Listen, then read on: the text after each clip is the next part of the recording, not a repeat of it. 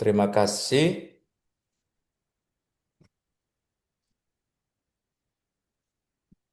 Saya membuka dulu. Ya, baik. Saudara-saudari, semoga rahmat Tuhan kita Yesus Kristus, cinta kasih Allah dalam persekutuan Roh Kudus selalu menyertai kita semuanya.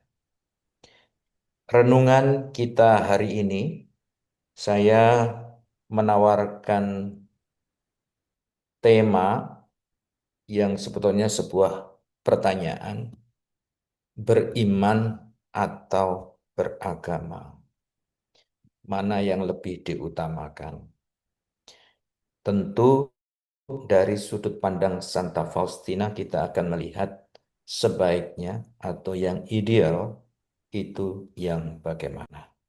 Sekarang mari kita membuka hati, mempersiapkan diri untuk mendengarkan renungan dengan berdoa terlebih dahulu. Dalam nama Bapa dan Putra dan Roh Kudus. Amin. Amin. Tuhan Yesus yang penuh belas kasih, kami datang ke hadapan-Mu dengan hati yang rindu akan iman yang hidup. Melalui teladan Santa Faustina, ajarilah kami untuk percaya sepenuhnya kepadamu meski dalam keraguan dan kelemahan kami. Bukalah hati dan pikiran kami dalam renungan ini, agar kami semakin mengenal kasih-Mu yang tak terbatas dan setia hidup sebagai pribadi yang beriman dan beragama dengan tulus. Sebab Engkaulah Tuhan dan pengharapan kami, kini dan sepanjang segala masa. Amin. Amin. Dalam nama Bapa dan Putra dan Roh Kudus. Amin. Amin. Saya ingin mengawali renungan ini dengan diskusi kecil-kecilan terlebih dahulu. Kecil-kecilan maksudnya tidak perlu harus berpanjang lebar. Pertanyaan pertama mungkin sekedar secara spontan saja. Kalau kita berbicara mengenai orang baik itu yang bagaimana sih? Unsur-unsur atau aspek-aspek apa dalam diri seseorang sehingga kita bisa mengatakan, oh orang ini baik, oh orang ini suci, oh orang ini sangat sangat apa ya, sangat dekat dengan Tuhan. Nah, itu bagaimana? Em, Pertanyaan ini khusus untuk yang jadi host saja. Nggak perlu semua harus menjawab. Ya, mungkin saya akan mencoba menjawab ya, Baik. Pastor. Ya, Hmm, kita bisa melihat kebaikan orang itu dari perbuatannya. Apakah dari dia perempuan. mengasihi Tuhan dan mengasihi sesama? Mungkin begitu, Pastor. Baik, terima kasih jawabannya. Em, Betul bahwa salah satu aspek yang penting ketika kita mau mengevaluasi diri khususnya ya, apakah kita sungguh sudah mengasihi orang lain? Apakah kita sudah bisa mewujudkan apa-apa yang telah menjadi ajaran dalam hidup kita? Jadi bukan sekedar em, menghafal atau mengetahui nilai-nilai kekristenan atau ajaran Tuhan kita Yesus Kristus, tapi juga mewujudkannya dalam kehidupan sehari-hari. Tetapi mengapa saya bertanya seperti ini? Karena seringkali secara spontan tanpa sadar, ketika kita berbicara tentang orang yang baik itu lebih fokus kepada hal-hal yang kelihatan. Misalnya, orang itu rajin ke gereja, orang itu banyak aktif dalam kegiatan doa-doa. Orang itu kelihatan em, apa ya, kelihatan sangat baik karena terlihat dalam relasinya dengan orang-orang. di gereja atau orang-orang di sekitarnya, dan lain sebagainya. Jadi kadang-kadang kita cenderung melihat apa yang terlihat. Maka pertanyaan ini kemudian akan masuk kepada perbedaan yang mendasar. Ini di pertanyaan kedua. Antara beragama dan beriman itu yang bagaimana? Secara singkat saya mau mengatakan meskipun nanti akan dikatakan berulang-ulang sepertinya. Beragama itu kan soal identitas, soal yang terlihat. Misalnya pergi ke gereja, dibaptis, pakai kalung salib, pakai kaos dengan tulisan Yesus I love you misalnya. Tentang yang terlihat atau kita bernyanyi atau berdoa dengan tanda salib dan lagu-lagu tentang Yesus.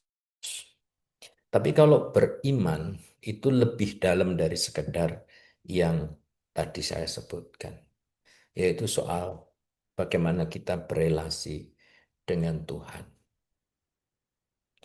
Lantas, apakah dengan demikian sebaiknya kita tinggalkan beragama? Tentu tidak. Jadi idealnya bukan kok kemudian mengedepankan yang iman saja lalu yang beragama itu tidak penting. Kedua-duanya tentu penting dan saling melengkapi. Kalau hanya beragama saja, nanti cenderungnya kita menjadi orang-orang yang sangat formalitas dan cenderung dikatakan munafik oleh orang-orang di sekitar kita. Kita hanya sibuk dengan hal-hal yang sepele, yang terlihat, hanya soal diskusi tentang liturgi, tentang tentang eh, pakaian, tetapi kita kurang diskusi tentang sabda Tuhan yang harusnya dihidupi. Tetapi kalau hanya orang beriman saja tanpa bendera agama, tentu orang itu juga akan menjadi cenderung eh, orang yang setengahnya ateis, artinya percaya adanya Tuhan tetapi tidak percaya adanya karya Tuhan melalui gereja. Maka mari kita melihat bagaimana Santa Faustina membawa kita untuk sampai kepada kesadaran bahwa agama dan beriman itu seharusnya menjadi sebuah kombinasi atau sebuah penghayatan integral yang harus dilakukan. Pertama, poin yang bisa kita lihat dari buku hariannya, iman adalah relasi pribadi dengan Allah yang penuh kepercayaan. Jadi ini yang pertama Santa Faustina mengingatkan konsep ini. Karena kalau kita hanya mementingkan agamanya saja, kita lupa bahwa iman itu punya aspek pribadi. Jadi kalau kita mementingkan agama saja, gereja saja, kegiatan-kegiatan, doa-doa bersama, makan-makan bersama, itu seolah-olah iman itu sifatnya komunal, rame-rame, senang-senang. Lupa bahwa relasi kita itu juga sangat pribadi dengan Tuhan, bukan hanya bersama. Tentu aspek bersama juga penting, makanya kita butuh berkumpul, bahkan juga mendoakan orang-orang yang sudah meninggal itu menunjukkan bahwa iman itu punya aspek komunal, punya aspek kebersamaan. Tetapi aspek pribadi itu juga harus ditekankan. Dengan demikian, kalau kita mengalami masalah atau kekecewaan, misalnya dengan pastor paroki atau dengan salah satu umat beriman, itu tidak menjadi alasan seharusnya bagi kita untuk menyerah atau untuk tidak pergi ke gereja. Karena kita pergi ke gereja, Kita mau membangun relasi pribadi bukan karena romonya, bukan karena komunitasnya, tetapi karena aku dan Yesus. Dalam pengalaman rohani Santa Faustina, iman bukan sekedar konsep, bukan sekedar rumusan, bukan sekedar kata-kata, tetapi penyerahan total kepada kerahiman Allah. Beriman berarti percaya bahwa Allah mencintai kita, bahkan dalam kelemahan terdalam. Ini sangat dalam ya. Kelemahan terdalam artinya apa? Di tengah kehidupan kita yang tidak sempurna, corak marut kehidupan di mana untuk menjadi orang yang suci itu tidak mudah. Untuk menjadi lebih baik itu tidak mudah karena godaan setan akan tidak pernah lelah menggodai kehidupan kita. Maka kemudian renungannya adalah apakah imanku sungguh menjadi penyerahan diri atau hanya sekedar keyakinan di konsep di kepala. Berikutnya, poin kedua, agama adalah jalan, sementara iman adalah hati yang berjalan di dalamnya. Agama adalah sarana. Agama memberi struktur, memberi doa, memberi sakramen, memberi aturan hidup rohani. Namun Santa Faustina menegaskan bahwa semua itu harus dihidupi dengan cinta yang hidup, bukan formalitas. Untuk mereka yang mabuk agama, yang penting agama-agama menjadi agamawis, kita nggak perlu melihat tetangga kita atau agama tetangga kita, tapi di dalam diri kita juga ada banyak yang mengimani itu lebih agamawis, lebih mementingkan struktur. Maka orang-orang seperti ini biasanya diskusinya tentang seputar doa, liturgi, sebaiknya bagaimana. Oh, hal yang remeh-temeh. Soal membangun gereja. Memang membangun gereja itu sangat sulit di Indonesia. Tapi opo yo kita hanya sibuk membicarakan tentang membangun gereja secara fisik. Sementara kita butuh membangun gereja dalam arti rohani. Itu yang jauh lebih penting. Maka pertanyaannya adalah, apakah aku menjalankan agamaku sebagai rutinitas, sebagai biar dilihat orang, atau memang ini menjadi jalan menuju kasih Allah? Poin yang ketiga dari Santa Faustin. Kerahiman Allah lebih besar dari sekedar identitas keagamaan. Ini menjadi sangat dalam. Saya sering mengatakan beberapa kali di dalam pertemuan kita juga mungkin. Dulu saya pernah membuat renungan di LPF. Judulnya adalah Deus Semper Mayor. Allah selalu lebih besar. More or less kurang lebih mau membahasakan ini. Atau ini juga bisa membahasakan konsep di dalam gereja kita. Dulu sebelum Konsili Vatikan kedua, kita itu mengatakan dengan tegas, di luar gereja tidak ada keselamatan.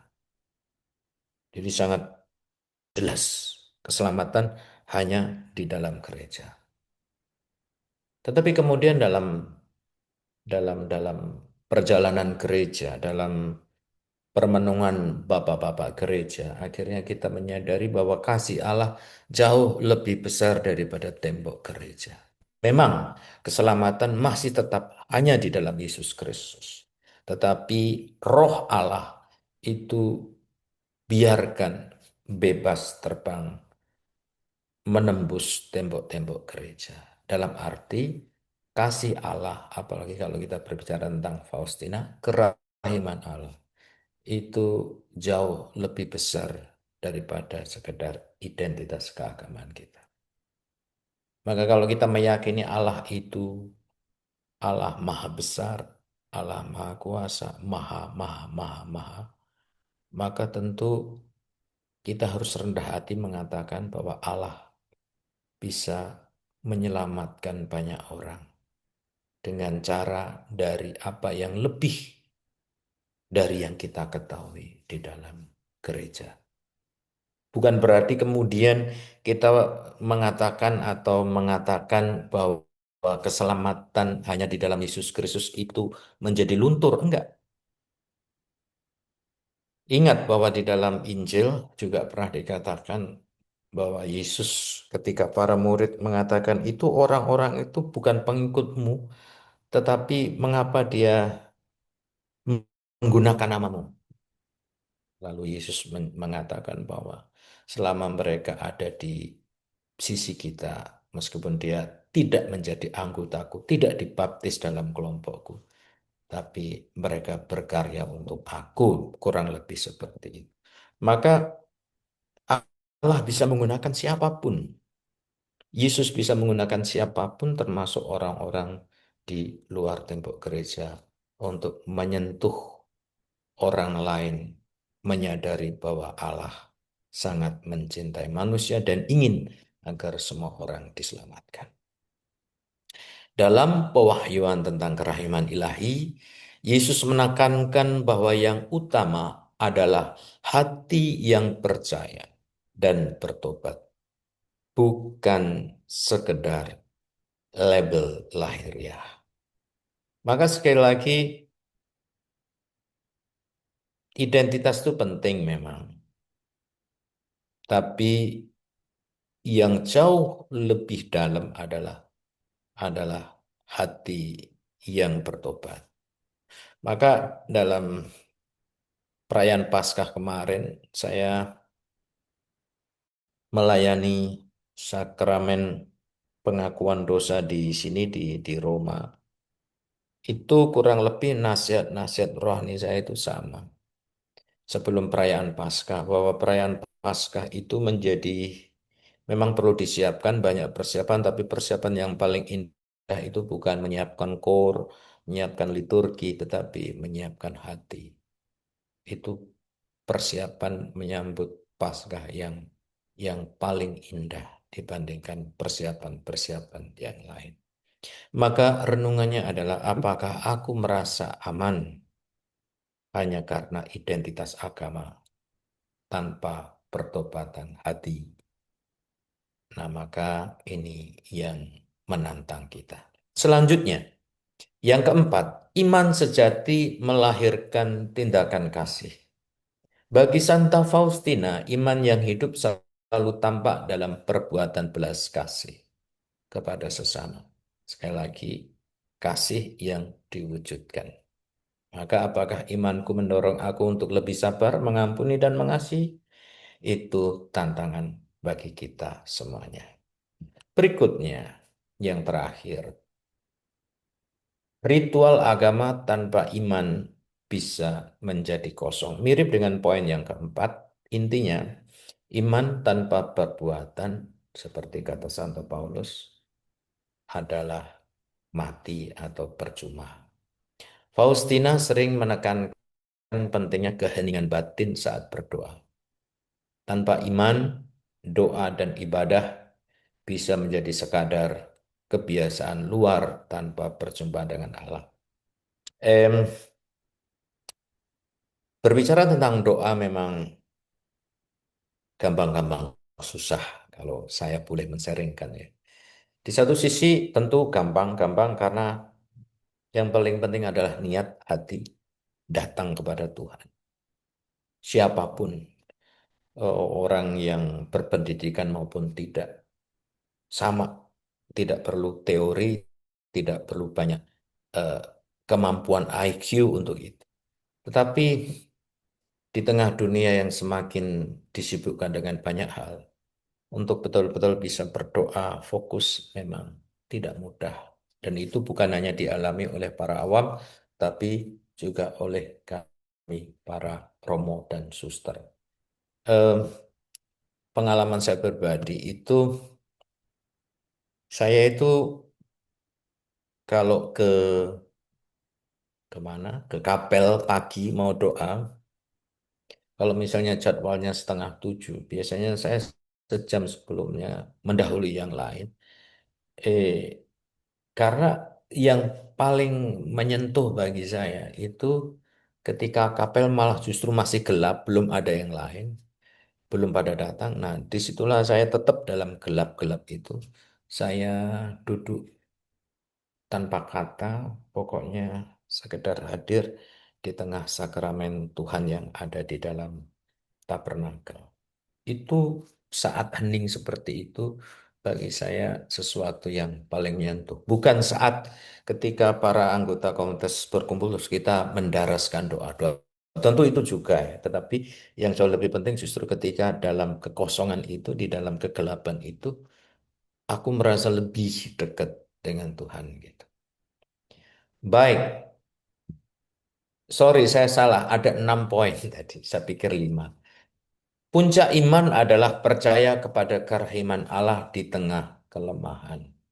Saya mau menggarisbawahi di tengah kelemahan. Karena kadang-kadang mungkin kita merasa tidak layak, merasa siapakah kita dan lain sebagainya. Tapi justru disinilah kita di dalam keterbatasan, di dalam titik terendah dalam kehidupan kita, justru kita akan merasakan bagaimana sempurnanya Tuhan yang bisa mengangkat kita. Spiritualitas Santa Faustina berpusat pada keyakinan bahwa manusia diselamatkan bukan karena kesempurnaan, sekali lagi ya, bukan karena kesempurnaan. Maka mungkin saya juga pernah mengatakan doa Katolik ketika ada orang meninggal, ini sekedar informasi, eh, bule saya yang suster kemarin dimakamkan di Caritas Palembang itu, Suster Sita itu juga teman baik almarhum Dr. Suwani yang juga sudah dipanggil Tuhan.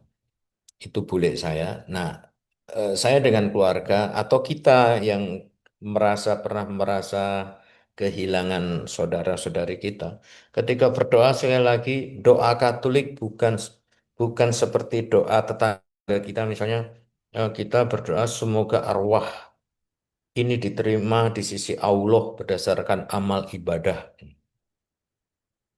Jadi kita menantang Tuhan nih, aku itu memang memang berdosa tapi ibadahku oke loh. Ibadah dan amal saya banyak.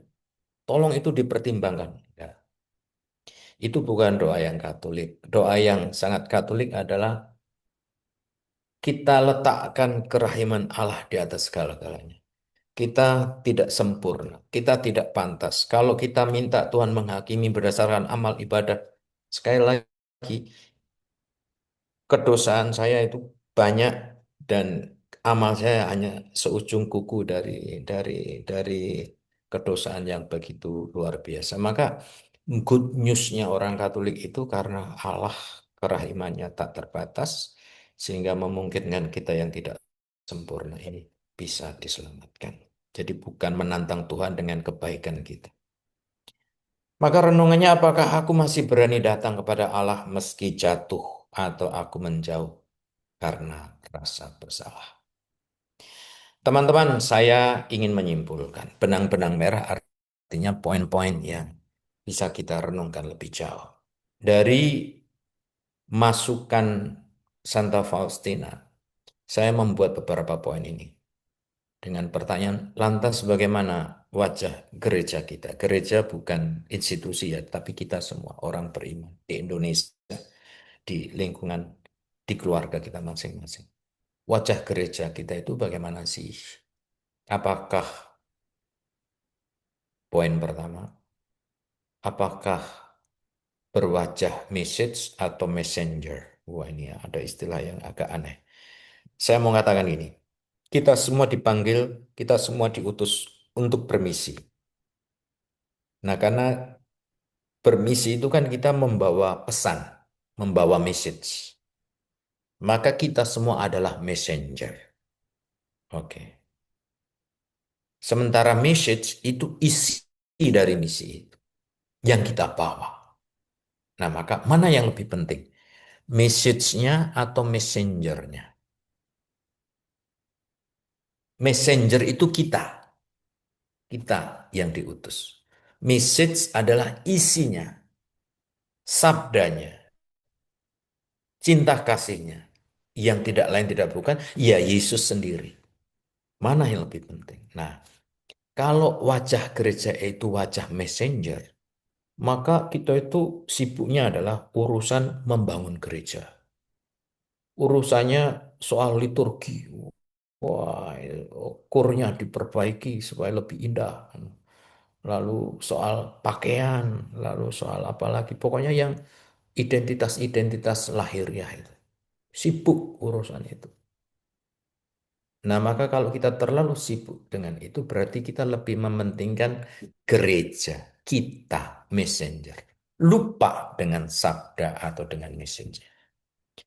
Maka kita diundang untuk tidak melupakan seharusnya message yang dikedepankan. Tanpa tentu mengabaikan perlunya membangun messenger yang baik. Tetapi dua-duanya harus seimbang. Yang kedua, wajah gereja yang ritualistik.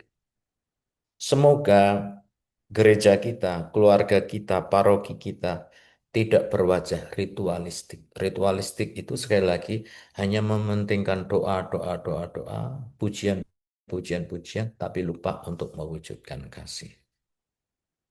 Lalu yang ketiga, birokrasi. Eh, Kalau saya boleh, ya apa ya, mau katakan apa ya? Seringkali saya memperhatikan banyak orang-orang kita itu untuk bisa berdialog dengan Romo itu kok tidak mudah ya. Eh, di satu sisi mungkin Romonya memang sulit untuk ditemui, sehingga banyak juga yang misalnya terus menjadi mualaf merasa karena tidak ada teman untuk berdialog. Lalu dia mencari ajaran gereja Katolik atau membaca kitab suci lalu diterjemahkan sendiri atau melalui orang-orang yang tidak benar. Atau justru kita itu merasa udah enggan duluan. Karena apa? Seringkali saya memberi beberapa nasihat ke beberapa umat untuk menemui pastor untuk menyelesaikan beberapa soal yang menurut saya itu sangat mudah. Menurut hukum gereja Katolik itu bisa diselesaikan dengan mudah. Tapi mengapa begitu bertele-tele? Karena takut untuk bertemu romonya. Maka wajah pasturan itu wajah pasturan yang bagaimana? Pasturan yang bersahabat atau pasturan yang ngeri-ngeri sedap, apalagi ada anjing yang galak sehingga umat takut untuk ketemu romonya. Pernah ketika saya top rater, saya tidak perlu menyebut nama nama tempatnya, nanti dicari-cari. Saya itu pernah sedih karena ada umat jauh dari stasi yang transportasinya sulit datang ke pasturan, tapi pastor-pastornya udah janjian belum? Kalau belum besok saja, padahal dia dari daerah datang sore ditolak, berarti harus pulang tengah malam padahal susah. Sangat menyedihkan. Nah, apakah wajah gereja seperti itu? Wajah yang tidak membuka em, ruang untuk kita berdiskusi. Itu yang paling penting. Nah, yang terakhir, aspek iman. Tadi yang saya katakan, mengulangi lagi. Iman kita itu mempunyai aspek komunal dan personal. Semuanya harus seimbang. Kalau kita hanya mementingkan komunal-komunal saja, itu mohon maaf, itu seperti gereja yang paling penting kumpul-kumpul, nyanyi-nyanyi, dan lain sebagainya. Tetapi ketika ada orang tidak ke gereja lalu disentil-sentil, disentil-sentil, oh, sehingga merasa privasinya terganggu.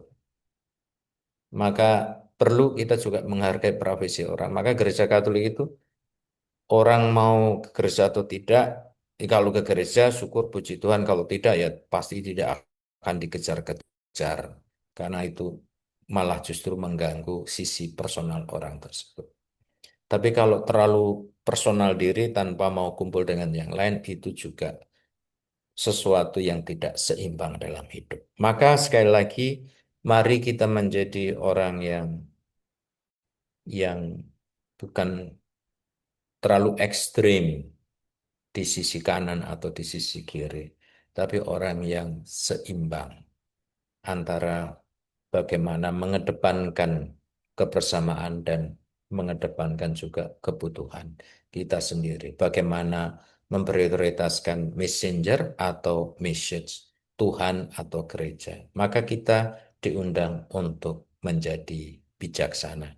Dan Santa Faustina sudah mengajarkan itu kepada kita semua.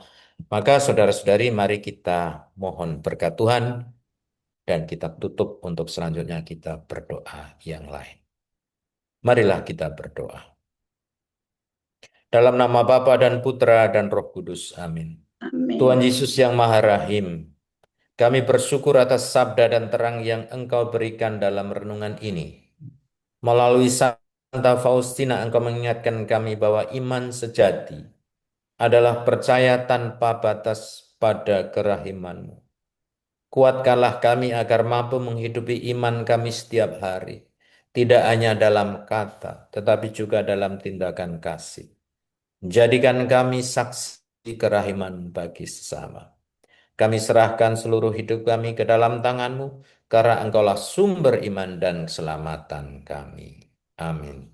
Tuhan bersamamu. Dan bersama rohmu. Semoga Allah yang Maha Rahim senantiasa menyertai, memberkati, mengampuni, dan mendampingi kita dalam segala hal dalam kehidupan kita sehari-hari. Dalam nama Bapa dan Putra dan Roh Kudus. Amin. Terima kasih, Tuhan memberkati. Ya.